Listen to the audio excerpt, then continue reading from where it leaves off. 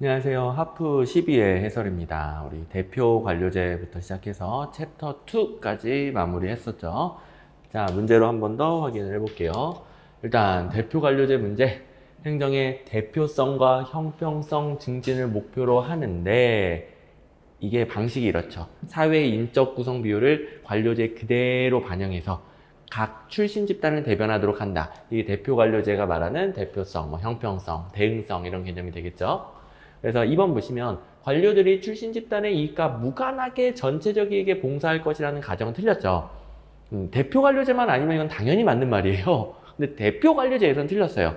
대표 관료제는 관료들이 각각 출신 집단의 이익을 대변해야 됩니다. 그 가정하에 돌아가고 있죠. 정답은 2번이고, 그다음에 대표 관료제가 되면 4번에 행정에 대한 내부 통제를 강화할 수 있어요. 각자 출신 집단 대변하면 행정부 내부에서 알아서 관료들이 자기 집단 대변하니까 통제가 된다는 소리죠. 행정부 알아서 하는 통제니까 내부 통제죠. 그런데 이런 다양한 참여자들과 함께하는 개념인 거버넌스 시각과는 배치될 수 있겠죠.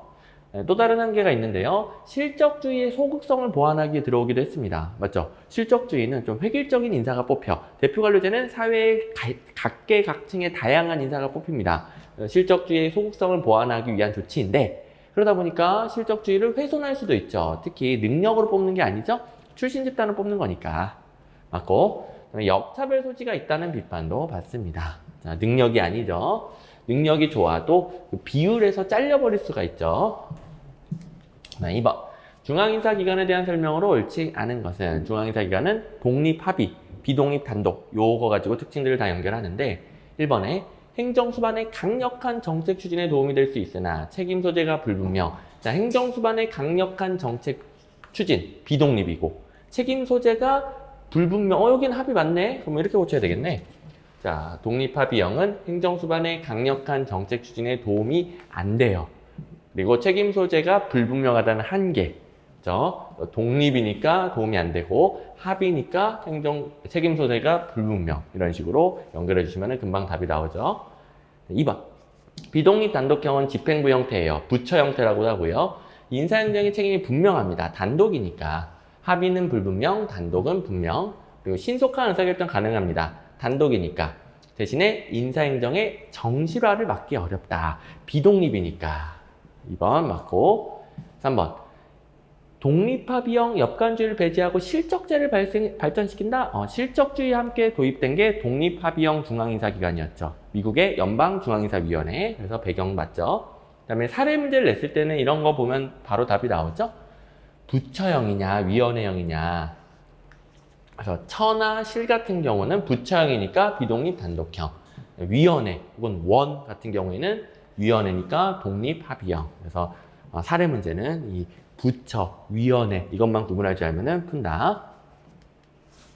3번. 우리나라의 공무원 인사제도에 대한 설명으로 옳지 않은 것은 암기 문제가 되겠는데요. 1번. 우리나라에서 공무원을 수평적으로 이동시키는 내부 임용의 방법으로 전직과 전보 있죠? 다 수평적 맞습니다. 그 다음에 징계 부분 2번. 강등은 1계급 아래로 직급을 내리고 공무원 신분을 보유하나 3개월간 직무에 종사하지 못하며 그 기간 중 보수에 전액, 이거 다 맞네. 3개월이고요. 그 기간 중 전액 보수를 감합니다. 이런 거 다 나오죠. 3번. 15임용은 공무원으로서 적격성 여부를 판단하는 선발 과정의 일부이다 라고 해도 돼요. 여러분들 최종 합격한 다음에 6개월간 15임용 상태를 거치죠. 그 다음에 정식 임용이에요. 그러니까 선발 과정의 가장 마지막이겠지 뭐. 4번. 연공서열 위주의 승진은 정실주의로 흐르게 할 수 있다? 연공서열이 옛날 방식으로서 근무 기간만 중시하는 거잖아요. 장점보다는 단점이 많아. 그래서 요새는 성과 중심으로 개혁하려고 하는데, 그래도 연공서열의 유일하다 싶은 장점은 근무기간은 객관적이라는 거죠. 누가 봐도 객관적. 장난을 못 칩니다. 정실주의를 방지할 수 있다는 장점이 있기는 해요. 엄청나게 중요한 내용은 아니고요. 1번, 2번, 3번 지워서 4번 고르면 되는 쉬운 문제. 그 다음에 4번. 국가공무원 임용시험의 타당성과 그 검증 방법 시험에 잘 나오죠. 자, 4번을 먼저 보시면 신뢰성 개념, 측정 도구의 측정 결과가 보여주는 일관성, 신뢰성은 일관성입니다. 같은 사람이 반복하여 시험을 치르게 하더라도 결과가 크게 변하지 않는 정도. 타당성은 뭐예요? 일관성이 아니라 내가 원하고자 하는 것을 정확히 측정하는 정확성. 자, 타당성의 종류에는 기준 타당성, 구성 타당성, 내용 타당성 이런 게 있는데요. 자, 3번 먼저 보시면 시험 내용이 실제 직무 수행 능력을 반영하고 있는 것은 내용 타당성이라고 합니다. 실제로 필요한 능력을 반영했느냐? 내용 타당성. 구성 타당성은 그걸 측정하기 쉽게 바꾸는 거죠. 자, 맨날 나오는 표현. 이론적으로 추정한 능력 요소를 시험 내용에 담았느냐? 실제 직무 수행 능력을 반영했느냐는 내용 타당성이고, 이론적으로 추정한 능력 요소를 시험 내용에 반영했느냐? 구성 타당성. 표현 외웠죠? 1번. 기준 타당성은 내용하고 구성하고 달리 시험 성적이 나와야 돼. 성적과 본래 시험에서 예측하고자 했던 기준 간의 상관관계. 성적이 그 사람의 능력, 실적을 보여줄 수 있느냐. 기준 타당성. 맞고요. 2번. 여기는 타당성 검증 방법들 각각 나오는데 2번의 동시적 타당성 검증은 기준 타당성 검증이죠. 동시적 타당성 검증은 재직자에게 시험을 실시하고 그동안의 근무 실적과 비교를 하는 거예요. 그래서 시험 성적과 그동안의 근무 실적을 바로 비교합니다. 동시에 동시적 타당성 검증 맞고, 대비되는 게 예측적이죠. 예측적은 시험 치고 일정 기간 지난 다음에 근무 실적하고 비교하게 됩니다. 둘 다 기준 타당성 검증. 5번. 다음에 설명하는 개념과 가장 관련이 높은 것은 평가하고자 하는 개념이 너무 추상적이어서 측정이 어려운 경우 이를 측정하기 위한 지표 개발이 필요하다. 방금 전에 설명한 구성 타당성이죠. 자, 구성 타당성보다 측정하기 쉽게 바꾸는 거. 그래서 이론적으로 추정한 능력 요소가 측정하기 쉽게 바꾼 능력 요소를 말하죠. 그래서 평가하고자 하는 개념과 인과관계가 강한 측정 지표를 마련했을 때, 그렇죠? 측정하기 쉬운 걸로 바꾸는데 당연히 인과관계 있는 걸로 바꿔야죠. 그래서 인과관계가 있는 거, 이론적인 거 이렇게 표현을 하는 거죠. 그래서 나옵니다. 이제 이론적인 구성 요소로 성공적으로 조작화되었다. 이론적으로 추정한 능력 요소를 담았다. 다 같은 표현이 되겠죠. 구성 타당성.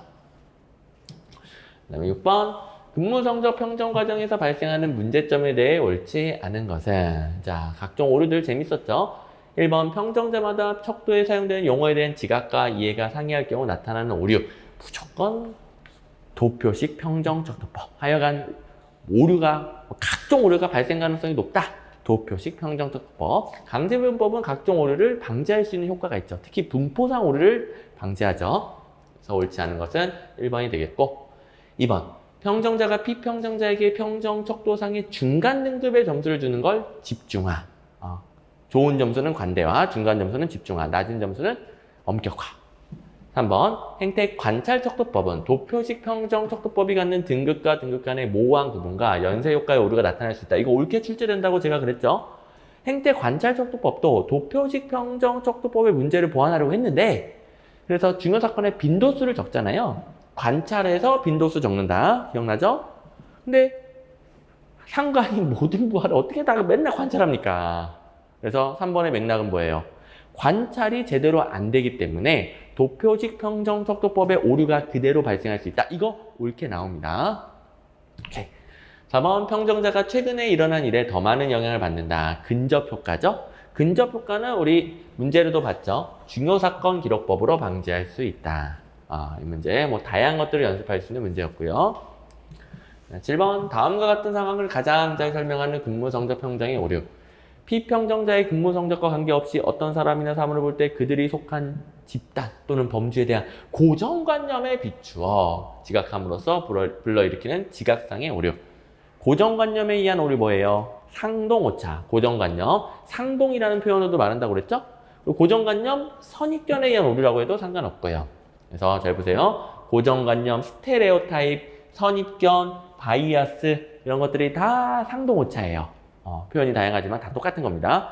이건 평정 요소랑 전혀 상관없는 남자니까, 여자니까, 몇 살이니까, 어느 지역 출신이니까, 어느 대학 출신이니까 에서 나오는 고정관념, 선입견, 편견 다 같은 말이죠. 그다음에 8번. 다면평가제에 대한 설명으로 옳지 않은 것은, 다면평가는 상관만이 평가하는 게 아니라 동료도 평가하고 부하도 평가하고 심지어 외부 민원인도 평가하고. 1번. 공무원 평가에 국민의 시각이 반영될 수 있겠지. 국민도 평가하니까. 2번. 작업 집단의 팀워크 발전에 기여할 수 있죠. 동료도 평가하니까 인간관계 증진에 도움이 돼요. 팀워크 발전에 도움이 되죠. 그다음에 평가가 인기 투표화될 우려가 있죠. 자, 팀워크 발전에 도움이 되는, 그러니까 인간관계 증진 효과가 있는데, 그러면 평소에 일을 열심히 한다기보다는 인간관계 좋게 만드는 거에 급급하는 거지. 그래서 평가가 인기 투표화될 우려도 있고, 그다음에 4번. 참여적 리더십을 증대할 수 있다. 이건 뭐 부하가 참여하니까 4번 같은 거 괜찮죠? 부하도 평가하니까. 정답은 1번입니다. 9번. 공무원 징계 옳지 않은 거. 기억. 징계 아까 강등 하나 나왔었는데 여기서는 징계 단독으로 어마어마하게 내니까 따로 징계만 모았습니다. 해임 처분을 받은 때부터 3년이 지나지 아니한 자는 공무원으로 임용될 수 없습니다. 파면은 5년, 해임은 3년 외우고, 니은 파면 처분을 받으면 퇴직급여 제한되죠. 해임은 제한되지 않습니다. 원칙적으로 퇴직급여가 제한되지 않는 거 해임이죠. 해임. 그다음에 리을 보시면 정직은 1개월에서 3개월 이하의 기간으로 하고 그 기간 동안 보수에 전액을 감합니다. 정직 1에서 3개월 기간이고요. 강등하고 정직은 둘 다 직무정지가 따라오는데 직무정지 기간 동안은 전부 보수 전액 삭감입니다. 강등, 정직. 강등은 아까 했고 정직도 했고, 그 다음에 디귿. 강등은 징계인데 이 디귿에 관련된 설명은 강등이 아니라 강임이에요. 잘 보세요. 임용권자는 직제 또는 정원이 변경되거나 예산의 감소 등으로 직위가 폐직되었을 경우 또는 본인이 동의한 경우에는 소속 공무원을 강임시킬 수 있다. 자, 디귿 상황은 공무원이 잘못해서 내려가는 게 아니에요. 어쩔 수 없이 내려가는 거예요. 이건 강임입니다. 자, 구분 방법 알려줬죠? 강등은 공무원이 잘못했을 때 징계로서 한 계급 내려가는 거고, 잘못했으니까 3개월 직무정지, 보수 전액 삭감 따라 붙는 거죠. 앞에 있던 강등, 이거 강임 구분해서 잘 보세요. 또 강임은 징계가 아니죠. 어쨌든 틀렸습니다. 정답은 니은 디귿 리을 틀렸으니까 4번이 되겠네요.